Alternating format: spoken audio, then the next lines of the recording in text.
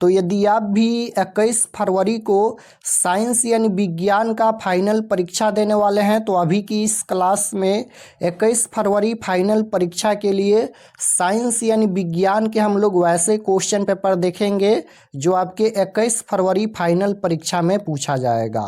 तो आप लोग इस क्लास में अंत तक बने रहिएगा।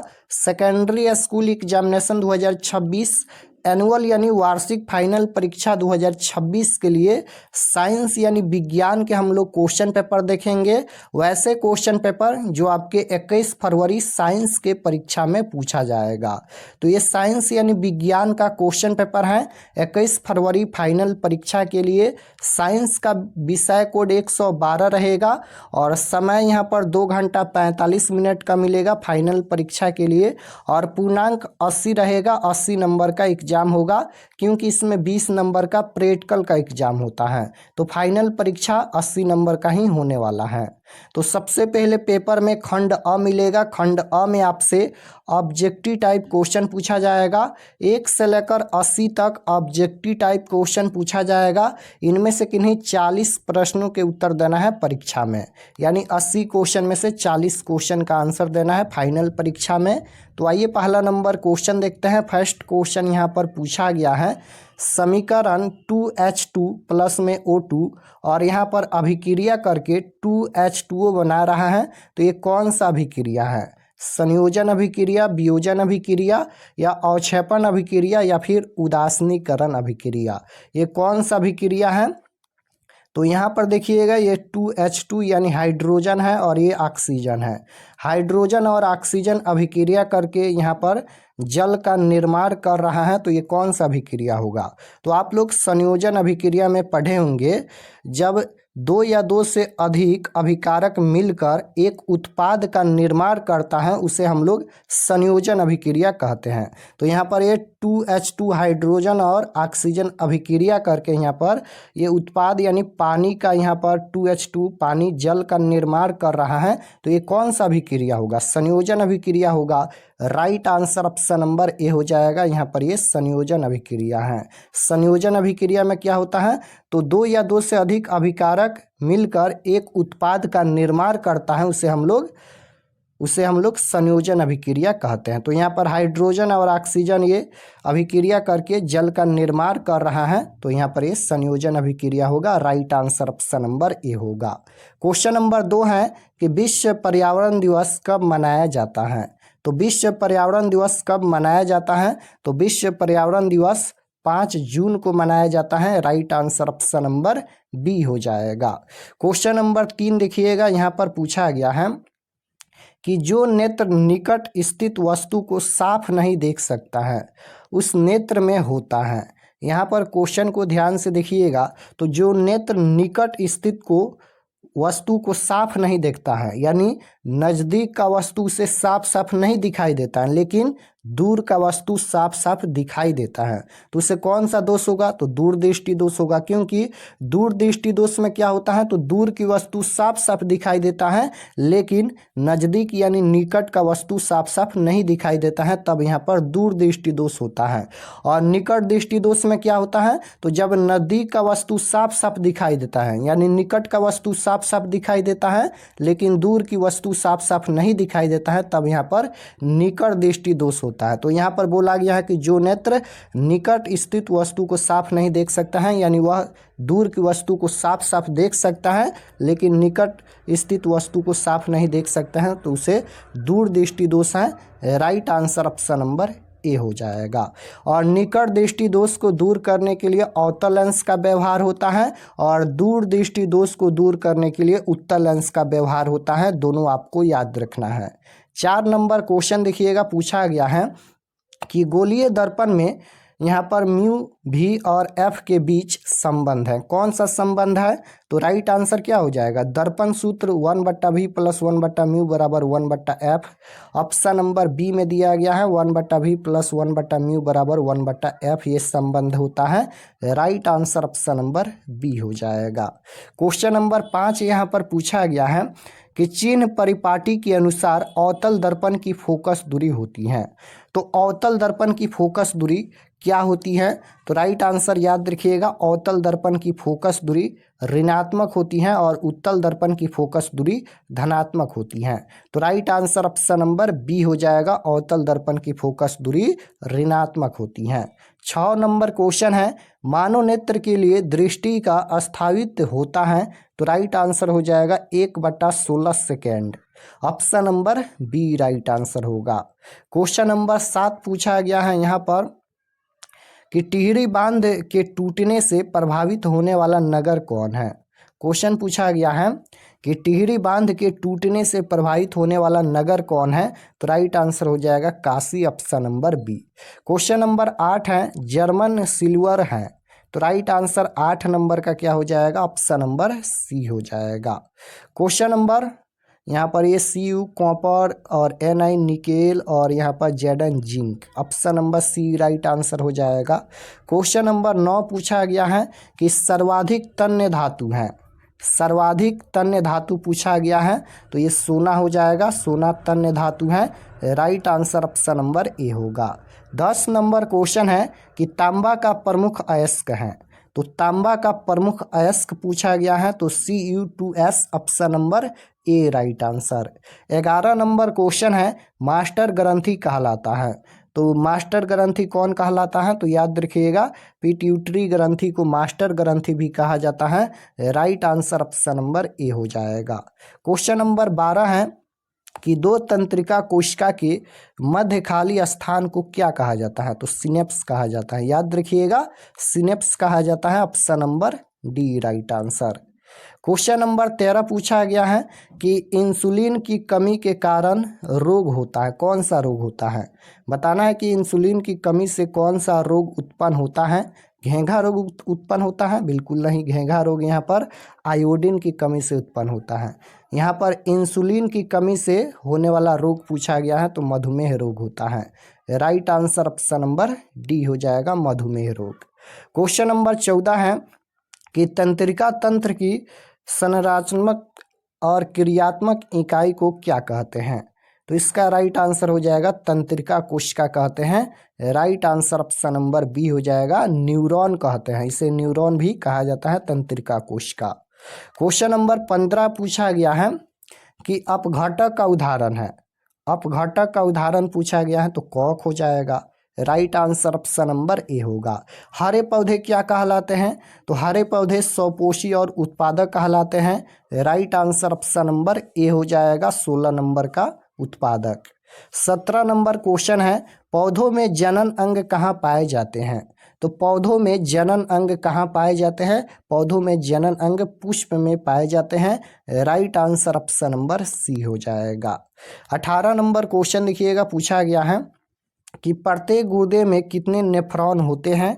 तो राइट आंसर हो जाएगा लगभग 10 लाख नेफ्रॉन होते हैं। प्रकाश की एक किरण किसी समतल दर्पण पर 60 डिग्री का कोण बनाते हुए टकराती हैं, तो इसका परावर्तन कोण क्या होगा? इसका परावर्तन कोण पूछा गया है, तो परावर्तन कोण भी 60 डिग्री का होगा, राइट आंसर ऑप्शन नंबर ए हो जाएगा। 20 नंबर क्वेश्चन है कि लेंस की क्षमता बराबर होती है। तो लेंस की क्षमता बराबर 1/f होती है, right answer option number D होगा। किसी कोष में इलेक्ट्रॉनों की अधिकतम संख्या होती है, तो इसका राइट आंसर याद रखिएगा, यहाँ पर 2n², option number B right answer. 22 number question है कि संगमरमर का रासायनिक सूत्र क्या होता है? तो 22 का right answer option number C हो जाएगा, CaCO3। निम्न में कौन उपधातु है? उपधातु पूछा गया है, तो उपधातु कौन है? तो यहाँ पर Ge हो जाएगा, option number C right answer. पादप हार्मोन का एक उदाहरण है, पादप हार्मोन का एक उदाहरण पूछा गया है, तो ऑप्शन नंबर ए राइट आंसर हो जाएगा। क्वेश्चन नंबर 25 है, सोना की परमाणु संख्या, सोना की परमाणु संख्या 79 होता है, राइट आंसर सी हो जाएगा। 26 नंबर क्वेश्चन है कि कर्मा कुंचन गति पाई जाती है, तो 26 का राइट आंसर हो जाएगा, ग्रास नली में पाई जाती हैं। एटीपी में फास्फेट की संख्या होती है, तो राइट आंसर सी हो जाएगा 3। क्वेश्चन नंबर 28 नंबर क्वेश्चन है कि किसी समतल दर्पण द्वारा आवर्धन होता है, समतल दर्पण में हमेशा काल्पनिक प्रतिबिंब बनता है और समतल दर्पण की फोकस दूरी अनंत होता है। तो दोनों आपको याद होना चाहिए। समतल दर्पण द्वारा आवर्धन पूछा गया है तो प्लस का 1 होता है। राइट आंसर ऑप्शन नंबर ए हो जाएगा। 29 नंबर क्वेश्चन है, विद्युत बल्ब का फिलामेंट होता है। विद्युत बल्ब का फिलामेंट होता है तो याद रखिएगा ये टंगस्टन का होता है। विद्युत बल्ब में कौन सी गैस भरी होती है तो याद रखिएगा निष्क्रिय गैस भरी होती है। 30 नंबर क्वेश्चन है, धोने वाला सोडा का रासायनिक सूत्र क्या होता है। तो धोने वाला सोडा का रासायनिक सूत्र हो जाएगा Na2CO3 × 10H2। Option number B right answer. Question number 31 है, लेंस की क्षमता का सही मात्रक होता है। तो राइट आंसर 31 नंबर का हो जाएगा डायोप्टर। ऑप्शन नंबर डी में दिया गया है, डायोप्टर का संकेत डी होता है। एटीपी का विस्तारित रूप है। तो राइट आंसर 32 नंबर का हो जाएगा यहाँ पर adenosine triphosphate. Option number C right answer. मानव हृदय में कितने कोष्ठक पाए जाते हैं। तो मानव हृदय में 4 कोष्ठ पाए जाते हैं। Right answer option number D हो जाएगा। मानव हृदय में 4 कोष्ठ पाए जाते हैं। 34 नंबर क्वेश्चन देखिए, किसी भी उदासीन विलयन का पीएच मान होता है। यहाँ पर उदासीन विलयन का पीएच मान पूछा गया है तो याद रखिएगा अम्ल का पीएच मान 7 से कम होता है, क्षार का पीएच मान 7 से ज़्यादा होता है और उदासीन विलयन का पीएच मान 7 के बराबर होता है। तो राइट आंसर सी हो जाएगा, उदासीन विलयन का पीएच मान 7 होता है। चुंबकीय फ्लक्स का एसआई मात्रक पूछा गया है तो चुंबकीय फ्लक्स का एसआई मात्रक वेबर होता है। Right answer option number D हो जाएगा। दही में कौन सा अम्ल है। दही में कौन सा अम्ल पाया जाता है तो याद रखिएगा दही में लैक्टिक अम्ल पाया जाता है। Right answer option number C हो जाएगा। क्वेश्चन नंबर 37 पूछा गया है कि वह धातु जो सिर्फ अम्ल राज में घुलता है। तो राइट आंसर हो जाएगा एयू। आर्गन आवर्त सारणी में आवर्तों की संख्या यहाँ पर पूछा गया है। आवर्त सारणी में आवर्तों की संख्या तो याद रखिएगा आवर्त सारणी में आवर्तों की संख्या 7 होता है और वर्गों की संख्या 18 होता है, ये भी आपको याद रखना है। 39 नंबर क्वेश्चन है, क्लोरीन के बृहत्तम कक्षा में इलेक्ट्रॉनों की संख्या होती है। तो क्लोरीन के बृहत्तम कक्षा में इलेक्ट्रॉनों की संख्या पूछा गया है तो ये 7 होती हैं। राइट आंसर सी हो जाएगा। वायुमंडल में प्रकाश का कौन सा रंग अधिक प्रकीर्णन करता है। वायुमंडल में प्रकाश का कौन सा रंग है जो अधिक प्रकीर्णन करता है। तो राइट आंसर हो जाएगा नीला रंग। आयोडीन की कमी से कौन सा रोग होता है। तो आयोडीन की कमी से घेंघा रोग उत्पन्न होता है। राइट आंसर ऑप्शन नंबर ए हो जाएगा घेंघा रोग। क्वेश्चन नंबर 42 है कि निम्न में कौन सा परंपरागत ऊर्जा स्रोत है। तो राइट आंसर 42 नंबर का ऑप्शन नंबर ए हो जाएगा जय मात्रा। मेरुरज्जु निकलता है। तो राइट आंसर 43 नंबर का हो जाएगा अनुमस्तिष्क से। Option number B right answer. स्वपोषी पोषण के लिए क्या आवश्यक है। तो स्वपोषी पोषण के लिए आवश्यक है तो याद रखिएगा ये पूर्ण हरित और सूर्य का प्रकाश, कार्बन डाइऑक्साइड, इनमें से सभी आवश्यक हैं। Right answer option number D हो जाएगा। विद्युत मोटर परिवर्तित करता है। तो विद्युत मोटर परिवर्तित करता है, ये विद्युत ऊर्जा को यांत्रिक ऊर्जा में परिवर्तित करता है। Right answer option number C हो जाएगा। विद्युत मोटर विद्युत ऊर्जा से यांत्रिक ऊर्जा में परिवर्तित करता है। क्वेश्चन नंबर 46 है, स्विच लगाए जाते हैं। तो राइट आंसर हो जाएगा गर्म तार में। हाइड्रा में क्या पाया जाता है। तो हाइड्रा में स्पर्श पाया जाता है। राइट आंसर डी हो जाएगा। 48 नंबर क्वेश्चन है कि अवतल लेंस का आवर्धन m बराबर होता है। तो अवतल लेंस का आवर्धन m बराबर पूछा गया है तो v/μ होता है। राइट आंसर ऑप्शन नंबर ए हो जाएगा। 1 जूल का मान क्या होता है। तो 1 जूल का मान पूछा गया है तो 0.24 कैलोरी होता है। राइट आंसर ऑप्शन नंबर ए हो जाएगा। आभूषण बनाने वाला सोना होता है। तो आभूषण बनाने वाला सोना 22 कैरेट का होता है। Right answer option number C हो जाएगा। आभूषण बनाने वाला सोना पूछा गया है तो 22 कैरेट का होता है। शुद्ध सोना 24 कैरेट का होता है। क्वेश्चन नंबर 51 है कि पारिस्थितिक तंत्र में ऊर्जा का स्रोत पूछा गया है, तो पारिस्थितिक तंत्र में ऊर्जा का स्रोत सूर्य का प्रकाश होता है। Right answer option number B हो जाएगा, सूर्य प्रकाश। क्वेश्चन नंबर 52 है, निम्न में कौन सा पदार्थ लेंस के लिए प्रयुक्त नहीं किया जाता है? तो कांच तो होगा नहीं, मिट्टी या पीतल, मिट्टी या पीतल होगा, पीतल दिया गया है। Right answer option number C हो जाएगा, पीतल यहाँ पर ये लेंस के लिए प्रयुक्त नहीं होता है, और मिट्टी भी। क्वेश्चन नंबर 53 है कि किलोवाट प्रति घंटा एक इकाई है, तो राइट आंसर 53 नंबर का हो जाएगा ऊर्जा का। सरलतम हाइड्रोकार्बन है, तो सरलतम हाइड्रोकार्बन पूछा गया है, तो मीथेन है। राइट आंसर ऑप्शन नंबर ए हो जाएगा। पीत रस कहाँ से सर्वाहित होता है? तो पीत रस यकृत से सर्वाहित होता है। राइट आंसर ऑप्शन नंबर ए हो जाएगा, यकृत से। मानव शरीर में सबसे लंबी कोशिका, तो मानव शरीर की सबसे लंबी कोशिका तंत्रिका कोशिका होती है। Right answer option number C हो जाएगा, तंत्रिका कोशिका। क्वेश्चन नंबर 57 है कि प्रकाशिक माध्यम कितने प्रकार के होते हैं? तो ये 2 प्रकार के होते हैं। Right answer option number B हो जाएगा। पौधों में भोजन किस रूप में पाया जाता है? तो पौधों में भोजन किस रूप में पाया जाता है? तो राइट आंसर हो जाएगा, पौधों में भोजन किस रूप में पाए जाते हैं? तो ये स्टार्च के रूप में पाए जाते हैं। ऑक्सीजन का वाहक कौन है? ऑक्सीजन का वाहक पूछा गया है, तो राइट आंसर हो जाएगा ऑप्शन नंबर बी, आरबीसी, यानी लाल रक्त कणिकाएं। क्वेश्चन नंबर 60 है, गंधक का परमाणु संख्या है, तो गंधक का परमाणु संख्या पूछा गया है, तो ये 16 होता है। Option number C right answer. खिलौनों में किस सेल का उपयोग होता है? तो खिलौनों में सूखा सेल का उपयोग होता है। ऑप्शन नंबर ए राइट आंसर हो जाएगा, सूखा सेल। मानव मस्तिष्क का औसत भार पूछा गया है, तो 1.4 kg होता है। Option number C right answer. द्विखंडन होता है, तो द्विखंडन किस में पाया जाता है? तो इसका राइट आंसर हो जाएगा, द्विखंडन होता है ये पैरामेशियम में भी होता है, अमीबा में भी होता है, लिस्मैनिया में भी होता है। तो राइट आंसर डी हो जाएगा इनमें से सभी में। मानव का उद्भव स्थान पूछा गया है, तो 64 का राइट आंसर हो जाएगा फिर का। क्वेश्चन नंबर 65 है कि बॉन्ड CHO अभिक्रियाशील समूह को क्या कहते हैं? तो इसे कहते हैं एल्डिहाइड समूह। राइट आंसर बी हो जाएगा। 66 नंबर क्वेश्चन है, निम्न में कौन विजातीय यौगिक है? विजातीय यौगिक पूछा गया है, तो संगमरमर हो जाएगा। बीज विकसित होता है, तो बीज विकसित होता है, ये होता है पुंकेसर से। राइट आंसर सी हो जाएगा। एक खाद्य श्रृंखला में तीसरे पोषी स्तर पर हमेशा कौन रहता है?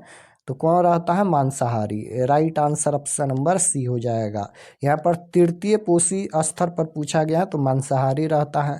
क्वेश्चन नंबर 69 है, प्रकाश का चाल न्यूनतम होता है, न्यूनतम पूछा गया है, तो प्रकाश का चाल न्यूनतम होता है कांच में। राइट आंसर डी हो जाएगा। और अधिकतम होता है निर्वात में।